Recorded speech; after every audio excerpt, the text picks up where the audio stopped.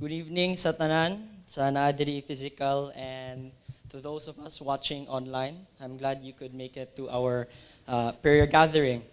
And today is January 18, no? Middle sa January na, and hopefully, ang ato ang mga New Year's resolution, kay wala pa na himog 2 weeks resolution lang, or mga pasin 1 week resolution na lang, di ba? So hopefully, atong resolution kay nagpadayon na siya. But as we hit the middle of January, naagi ng tendency sa tuatanan, and it's pretty much a normal, for the most part, a common occurrence na kanang reinvigorated zeal bitaw na gakakuha nato sa January 1, ang kana bitang excitement nato na New Year, nakoy gusto buhaton, nakoy mga New Year's resolution. Usually by around this time, wala na siya, no? And it's a pretty normal occurrence. And while a lot of us are looking forward to a lot of good things this year, it is also true that a lot of us are still carrying a lot of burdens from the past year. And even more so, it is true that not only those things that we wish we could have left behind in the past year are still present, but they have have gone worse. And we all know how this plays out now. Life is a series of never-ending problems in which we are more certain that problems will come than we are certain of pleasures to come. So how then do we live life? How are we supposed to take this fact that we know that problems are sure to come rather than pleasures? We live in a world that tells us that the best way to navigate life is to tell yourself that you're perfect, that you're good, and that loving yourself before anything else and before anyone else is one of the highest virtues today.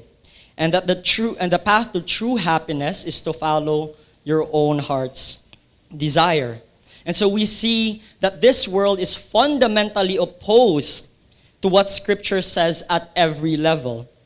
Because God says the complete opposite. The Bible doesn't say that we are perfect or that we are good. We are far from it. We are marred with sin and evil. It says that we are to die to ourselves, not to love ourselves before anything else, but we are to die to ourselves and love unselfishly. It says that our hearts are deceitful than all else and is desperately sick. Who can understand it? Jeremiah 17:9. And above all, it says that the only path to true happiness and rest can be found in God.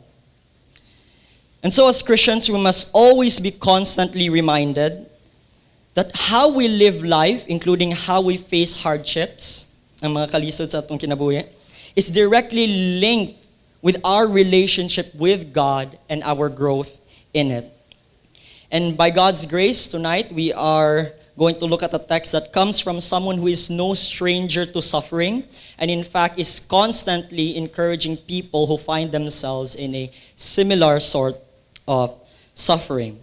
If you have your Bibles, let's turn to the Epistle of Paul, which is the 2 Timothy chapter 1. We are going to go through the entire chapter 1, so this is going to be a bit long, but bear with me. 2 Timothy chapter 1. Paul, an apostle of Christ Jesus, by the will of God, according to the promise of life in Christ Jesus, to Timothy, my beloved son, grace, mercy, and peace from God the Father and Christ Jesus our Lord. I thank God whom I serve with a clear conscience, the way my forefathers did, as I constantly remember you in my prayers night and day, longing to see you even as I recall your tears, so that I may be filled with joy. For I am mindful of the sincere faith within you, which first dwelt in your grandmother Lois and your mother Eunice, and I am sure that it is in you as well. For this reason, I remind you to kindle afresh the gift of God, which is in you through the laying on of my hands. For God has not given us a spirit of timidity, but of power and love and discipline. Therefore, do not be ashamed of the testimony of our Lord or of me, his prisoner, but join with me in suffering for the gospel according to the power of God, who has saved us and called us with a holy calling, not according to our works, but according to his own purpose and grace, which was granted us in Christ Jesus from all eternity. But now has been revealed by the appearing of our Savior Christ Jesus, who abolished death and brought life and immortality to light through the gospel, for which I was appointed a preacher and an apostle and a teacher. For this reason I also suffer these things, but I am not ashamed. For I know whom I have believed, and I am convinced that he is able to guard what I have entrusted him until that day. Retain the standard of sound words which you have heard from me in the faith and love which are in Christ Jesus. Guard through the Holy Spirit who dwells in us the treasure which has been entrusted to you. You are aware of the fact that all who are in Asia turned away from me, among whom are Phygelus and Hermogenes. The Lord grant mercy to the house of Onesiphorus, for he often refreshed me and was not ashamed of my chains. But when he was in Rome, he eagerly searched for me and found me. The Lord grant to him to find mercy from the Lord on that day, and you know very well what service he rendered at Ephesus. May the Lord bless the reading of his word. Let us pray.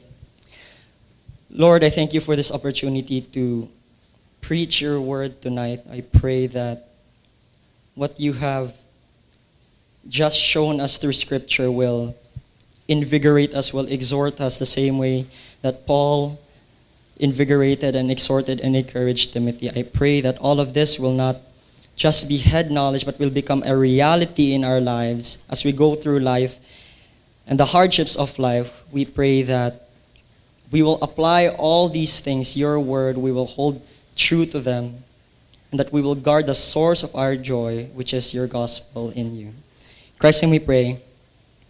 Amen. Now, the letter of 2 Timothy is not only one of Paul's most personal letters, but is also one of his most encouraging letters. It was written during his second imprisonment and his final imprisonment in Rome, where Paul was not only imprisoned, but he was abandoned by most of his companions except for Luke. And so he was virtually left in a dungeon that was cold, damp, dark, and filthy. And he knew that unlike his first imprisonment, there was no hope for escape this time. And so he urged Timothy to come to him one last time to pass on the non-apostolic mantle of ministry to him. And Paul had every reason to write this letter of encouragement and exhortation to Timothy, because as the context of this letter was written, Christianity was being pressed from all sides. In the West, Christianity was being persecuted in Rome, and in the East, it was under attack by false teachers and their teachings, which had infiltrated the church. And one such church was the church at Ephesus, which Timothy was leading. And you couple this in with the fact that a lot of the, some or maybe a lot of the members of the church at Ephesus didn't like the leadership of Timothy. They resented him. And so it wouldn't be a stretch to say that Timothy would be discouraged, considering the fact that he was still in his early 30s during this time. So Paul goes on to exhort Timothy to be strong and preach the word throughout this entire letter, both commending him and admonishing him. And so tonight we'll go through 5 truths that we can see in the first chapter that we can apply to help us grow in our relationship in God and help us get through tough times in our life. We start off at verse 5. For I am mindful of the sincere faith within you, which first dwelt in your grandmother Lois and your mother Eunice, and I am sure that it is in you as well. And so we remember those who have gone before us in the faith. Now, I think it was in the year 2013 where I first arrived at GCAF, and I can still clearly remember na sa first year or two na nag-attend ko sa GCAF dito sa hub is grumpy gid ko pag Sunday morning. Kay dili mo kanan mo to church, di ba? Ang ako biging giuna-una is Saturday Sunday muna ako ang pangdula, di ba? So sa Saturday gabilara gid ko ana.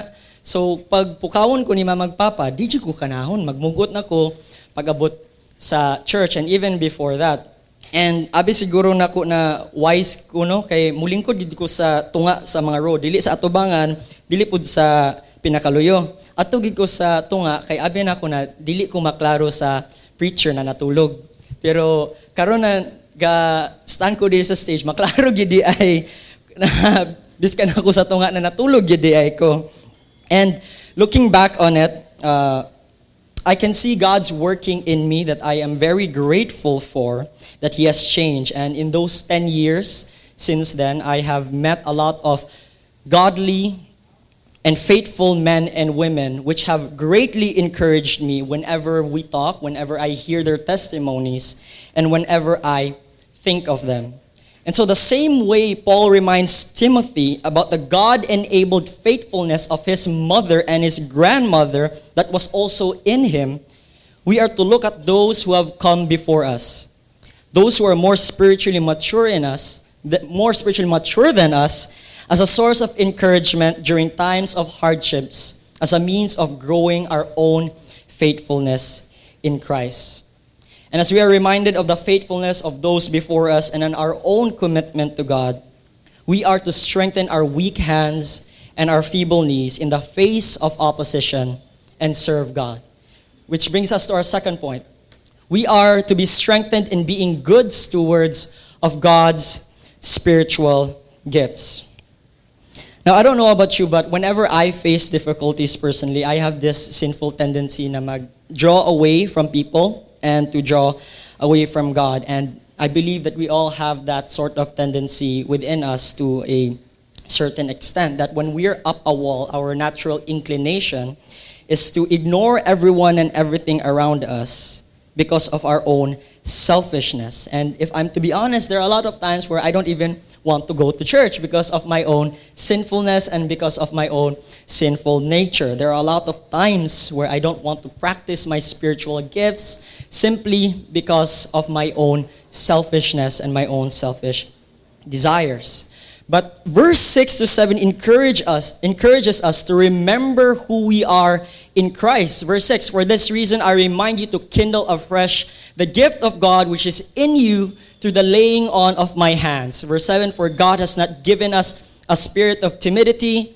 but of power and love and discipline. We are to kindle, literally to fan the flame. Kana bitong magkuan ka, magpaypay kag baga. Una, di man ko familiar ana no, para ra man asa ka nang maayod ka yung magluto kay tama na ko sa gas stove, pero if familiar mo ana mo na no, magkindle ka, imong i-fan ang flame para mo burst siya into flames. We are to fan the flame afresh the gifts that God has given us, because God has not given us a spirit of timidity. In Greek, it's delias, which means a cowardly or shameful fear caused by a weak and selfish character. God has not given us that kind of spirit. Instead, we are given a spirit of what? Power, dynamios, which is where the word dynamite comes from.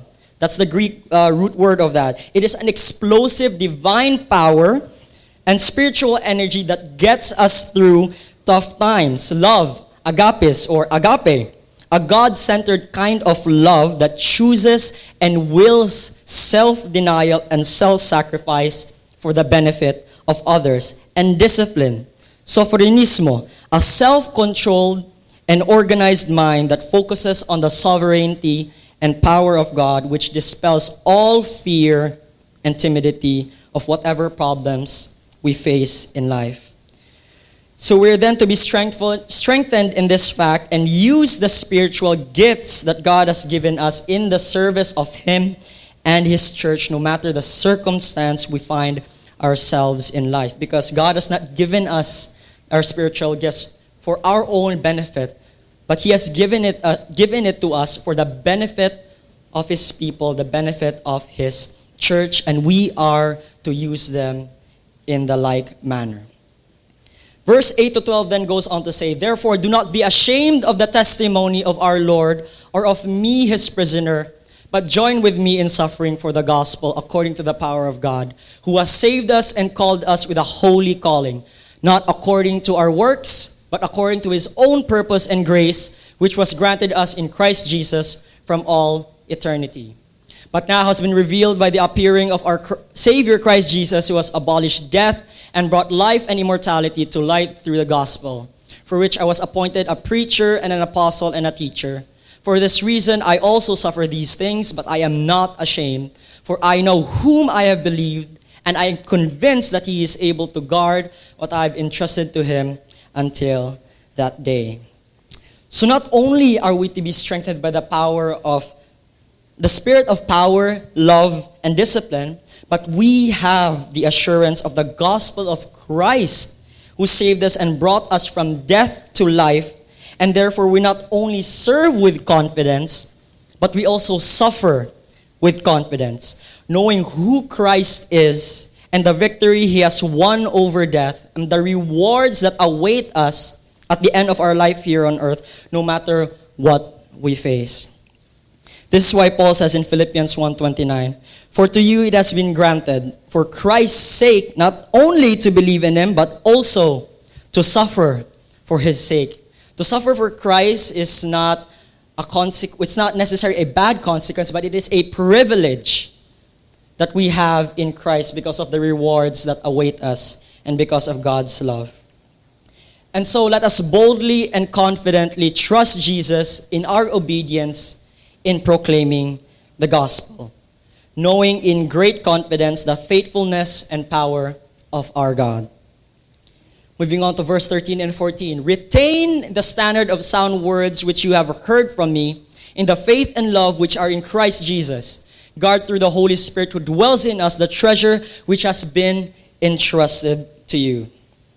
As believers, it has been drilled to us in this church and through the Bible that we are charged with spreading the gospel and living out biblical doctrines. But this entails that what we're actually sharing and what we're actually living out is accurate and sound. If we are sharing, quote unquote, a distorted gospel, then it is useless. And so let us hold firm and defend the gospel and biblical doctrines. The gospel of Christ is the centrality of Christianity, and it is the source of our hope and joy in Christ. Because the gospel is not simply a message about God, but it is a message from God. Distorting it along with other biblical teachings is nothing short of blasphemy, and we are to defend it with utmost certainty and truth. To hold a distorted view of the gospel is to rob ourselves and of others the joy that can be found in the true gospel, that God is holy, that man is sinful, and in our sinfulness and in God's righteousness we deserve death, but because of God's overflowing love, he sent Jesus Christ to live the life that we could not live and to die the death that we deserve. And on the third day he rose again, and that whoever believes in him and repents will have eternal life. So we need to ask ourselves a question, and we need to carefully examine, is what we hold in our hearts and what we share with others the true gospel, or is it a distortion of it? Because this is the source of our joy, and we must defend it even unto death. And lastly, number 5, let us serve each other as an outflow of our theology. Verse 15 and onwards, "You are aware of the fact that all who are in Asia turned away from me, among who are Phygelus and Hermogenes. The Lord grant mercy to the house of Onesiphorus, for he often refreshed me and was not ashamed of my chains. But when he was in Rome, he eagerly searched for me and found me. The Lord grant to him to find mercy from the Lord on that day, and you know very well what service he rendered at Ephesus." Our love for God manifests itself in our love for others. We cannot say that we love God if we do not love our neighbors, if we do not love other believers. This is why Jesus said that the 2 great commandments are equally the same, because they are not 2 different commandments, but they are the same commandment of the same coin. Because our love for other people reflects our love for God. And when times get tough for us, it isn't time for us to demand service from others.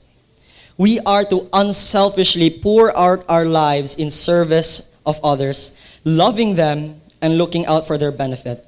And it is in this service that we find joy in the living out of our faith, and by this, we reflect our lives and remind ourselves of the power, the majesty, the humility, and the love of God.